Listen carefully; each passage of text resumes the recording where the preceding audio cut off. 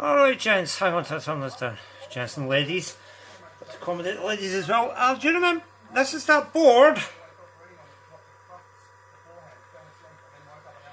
This is that board that I was working on the other day, and I thought, well, I might as well have a go at fixing the sound section and seeing if it's all working. And it says SILVAREELS is booted up to a track mode pretty happily here. I've tricked the meter detect and I've tricked the reel detect, and now we've got it in a track. So I thought I'd go one better than that. I thought I'd see what SILVAREELS sounds like. I mean, yeah, I can play it in the emulator, but I think, well, I just wonder if we'll actually play with no reels. Let's see. A patented one wire method here.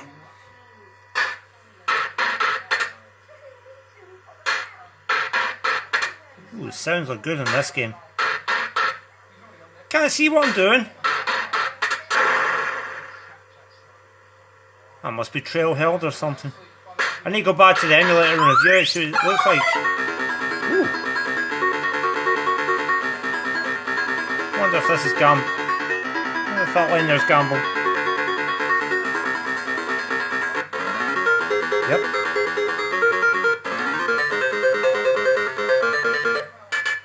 Whoops.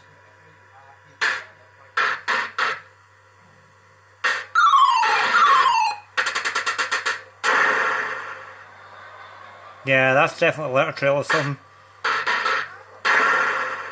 Bellfruit's made some incredible sounds with that humble little AY chip, didn't they?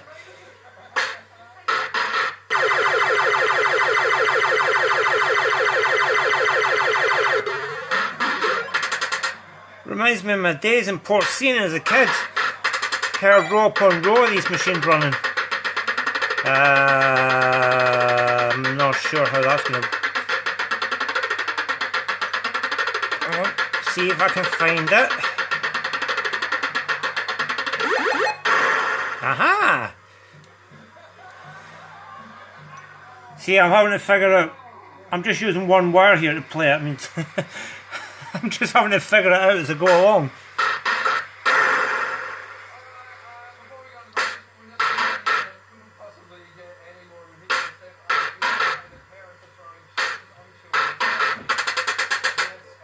Yeah, I just rebuilt the audio section using parts I had to hand. It's not all the right parts. Some of the capacitors are the wrong values, but they're good enough. I put a mini pot here instead of the standard size. It doesn't matter because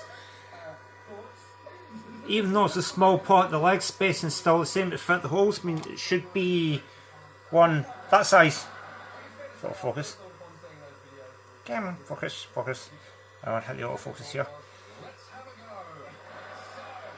Yeah, there we go. Yeah, it should be one that size, but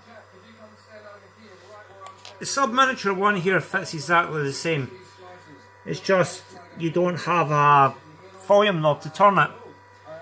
I had some lovely orange drop capacitors left over from a previous repair, so I put them in, I changed the amp, I changed the transistor, and did a bit of tidying up, and as you can hear, it sounds absolutely cracking. Turn the brightness down a bit. Oh, that's better. So we can see what the display's doing.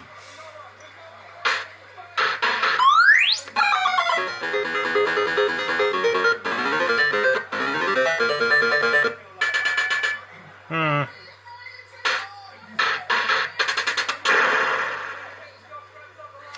wonder if there's any holds on. Let's move this back over to the second position, see if there's... Yep, there is.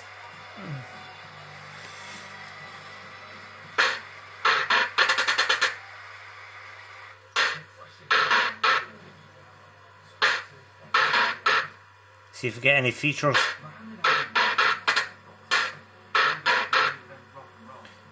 As imagine my little trick here would work with any board. Make a Bellfruit, Scorpion 2, Scorpion 4, whatever. Oh, where was that button again?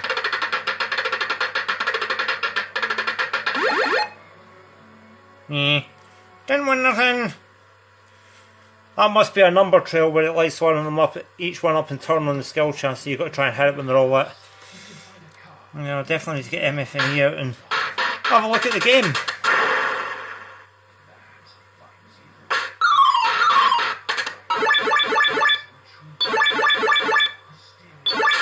I'm not sure what that was.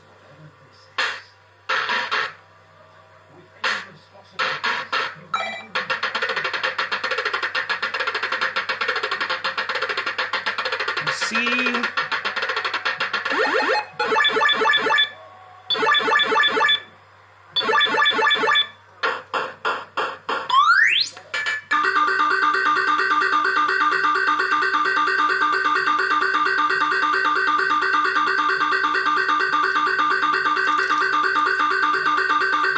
It's funny trying to find all the buttons.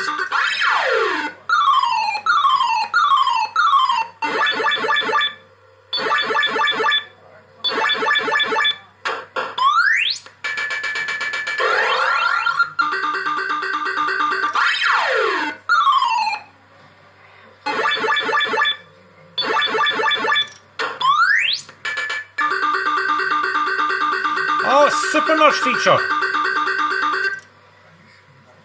Yeah, could bend out. It was a super nudge feature there. You were getting nudges for wins like a super series.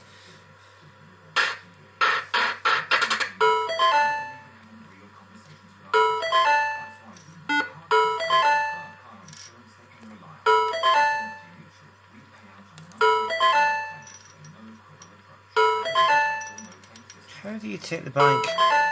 Where's the collect button?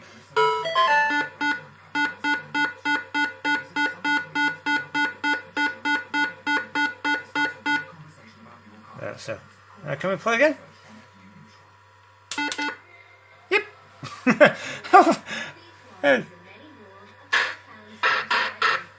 See if we can discover any more about it. You bored yet? I know, this is quite sad, really, playing a fruit machine without the fruit machine. But just let me point something out. I'll bet people did this quite a bit back in the day before emulators, before PCs, just so they could see what a game sounded like. Say like you're in a repair shop or in an arcade and you've got a board lying there and you know how to do this sort of trickery. And you're just curious what it sounded like. Well, this is the only way you could do it. You would have to hook up the physical hardware, put the ROMs in the wrong cabinet or whatever. Back in the day, back when these were out, there was no other way you could do it. You either had to have the actual machine or you had to have a way of powering the board up. You couldn't just switch your PC on and select the game you want. So I guess this is sort of old school.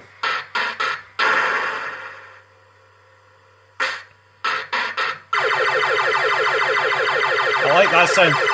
That sounds a bit like Williams' Firepower.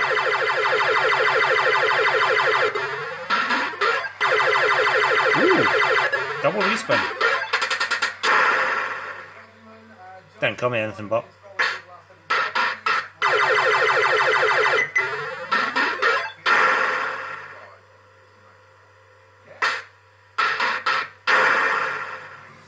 If you're wondering how to do this, if you ever want to try this, that's the enable button for some of the switches, right?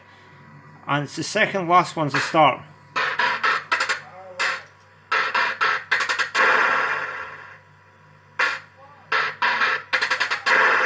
And then all I've been doing when I've been getting features is moving this up one to this enable here.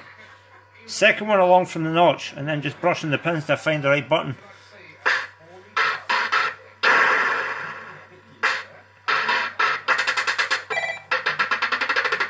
See it like this.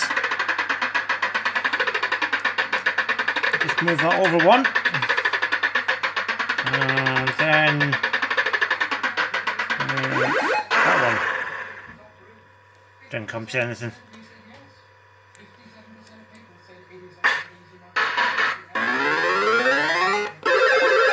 Ooh, this one looks interesting.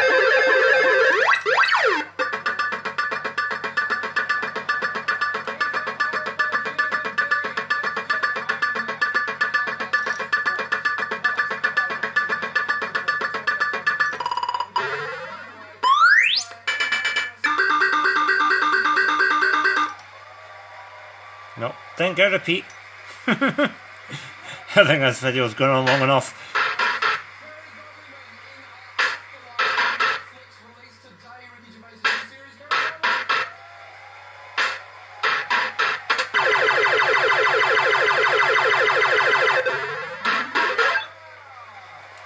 Right, let's see if I can show you how to do this. You have to be quick. Take it off of there now. You have to be very quick. It's a case of... Right. Wait for the meters to go. Now. Then let go. Then put it back on. If you got it right, you get that. Now it won't play unless you put that back on. Like that.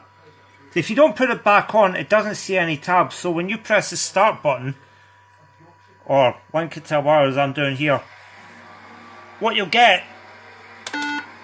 is the game will just never complete because it can't see the tabs. Well, all that's doing, I mean, all that's doing is, what it does is, when the reel's spinning round, it breaks a tab and then makes a tab again, and it's just, you send a 12 volt signal out to the reel board, and then the reel board sends a 12 volt signal back. It's 12 volt logic on a reel board, it's CMOS, it's not 5 volt and 0 volt, it's 12 volt and 0 volt. Basically what you have to do here is just trick it like that. Anyways, I've run out of time, and bye.